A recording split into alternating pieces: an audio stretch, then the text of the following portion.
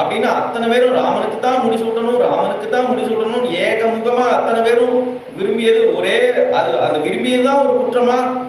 அதுதான் ஒரு குற்றமா? ஏன்னா சுயநலம் உள்ளவாளுக்கு நாட்டை தானே கைப்பற்றணும் அப்படின்னு நினைக்கிறவாளுக்கு இந்த மாதிரி மக்கள் இடத்துல இவ்வளவு செல்வாக்கு வருது இருக்கு அப்படின்னு தெரிஞ்சாலே அது ஒரு குற்றமா தெரியுமா அவளுக்கு? ஆனா மக்கள் அவ்வளவு பேரும் விரும்புறதுன்னா ஒரு ராஜாக்கு பலம். எந்த ராஜாவை மக்கள் அத்தனை பேரும் விரும்புறாளோ அதுதான் ராஜான்னு சொல்ல முடியும். அவர் தான் ராஜா அப்படின்னா இருக்கணும். ஆனா அதை இவா குற்றமா தான் பாக்குறா. இவா அத ஒரு குற்றம்னு தோன்றது, இதை கெடுக்கணும்னு தோன்றது.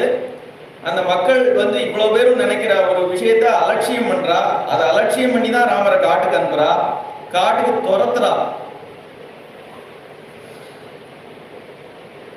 ஆனா அப்பேற்பட்ட அந்த கொடியவள் சொல்றதையும் ராமர் கேட்கிறார்.